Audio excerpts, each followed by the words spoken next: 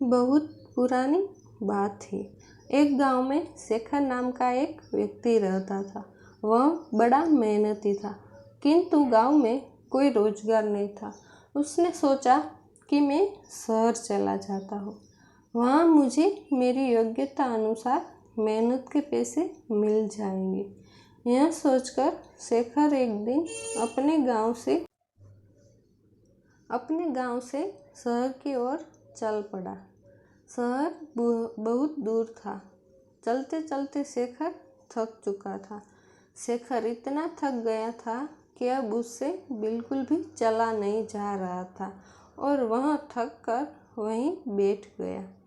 तभी शेखर ने देखा कि वहाँ से कुछ दूरी पर एक झोपड़ी है और झोपड़ी में एक घोड़ा बंधा हुआ है। शेखर ने सोचा, क्यों ना इस घोड़े को किराए पर ले लूं और इसी से शहर चला जाता हूँ। शेखर जैसे तैसे झोपड़ी तक पहुँचा। शेखर ने देखा वहाँ एक व्यक्ति खड़ा हुआ है। शेखर समझ गया कि यह अवश्य ही घोड़े का मालिक है। शेखर उस व्यक्ति से बोला, मुझे आगे शहर में जाना है और यहाँ से कई किलोमीटर दूर है।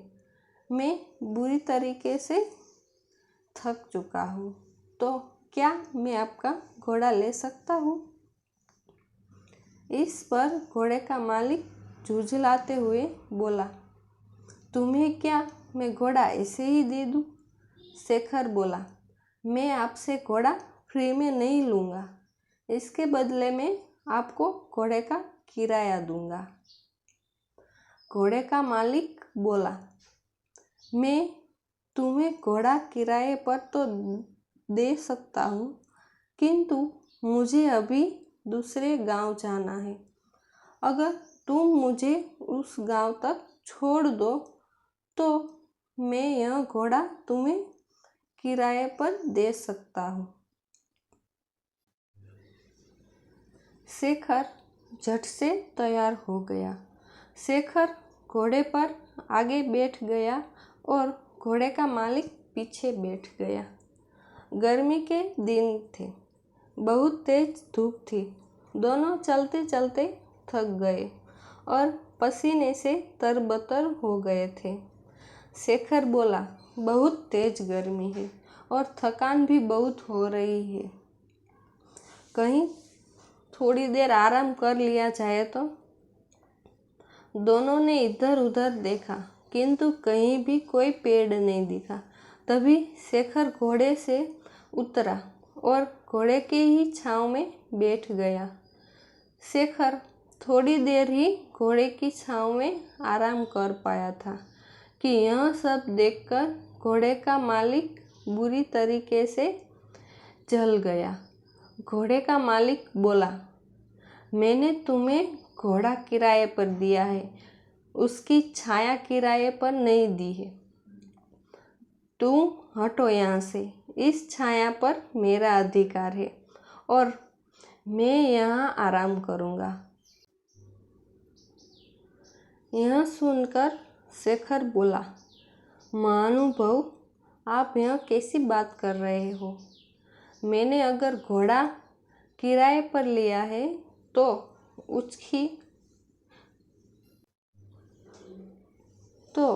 उसकी छाया पर भी मेरा ही अधिकार है।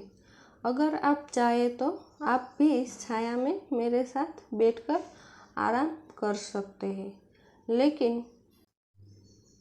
लेकिन घोड़े का मालिक बड़ा जिद्दी था। वह बोला, नहीं नहीं, इस छाया पर सिर्फ मेरा अधिकार है और मैं ही इसकी छांव में बैठूंगा। तुम हटो यहाँ से।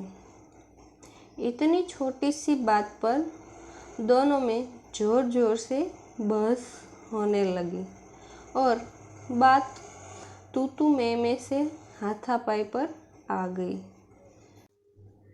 दोनों एक दूसरे से झगड़ने लगे और एक दूसरे पर लात घूंसे बरसाने लगे।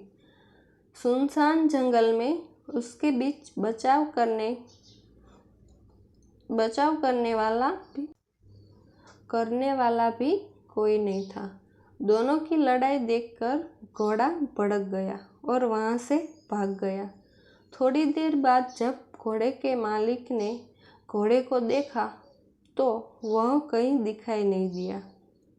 यह देखकर घोड़े का मालिक बोला, अरे मेरा घोड़ा कहाँ चला गया? वह तो अभी नया है। उसने ठीक से घर भी नहीं देखा। पता नहीं वह कहाँ गया और अब मैं उसे कैसे ढूंढूं? तभी शेखर बोला, अच्छा हुआ, तुम जैसे लोगों के साथ ऐसा ही होना चाहिए। अभी तुम छाया के लिए परेशान हो रहे थे, अब घोड़े की काया के लिए परेशान होना। घोड़े के मालिक को अपनी गलती का एहसास हुआ और अपना माथा पीट कर हाय तौबा करते हुए बैठ गया और बोला, मेरे थोड़े से लालच से मेरा कितना बड़ा नुकसान हो गया। मुझे अपनी करनी का फल मिल गया। घोड़े की छाया के लोभ के कारण घोड़े की काया से भी हाथ धो बैठा।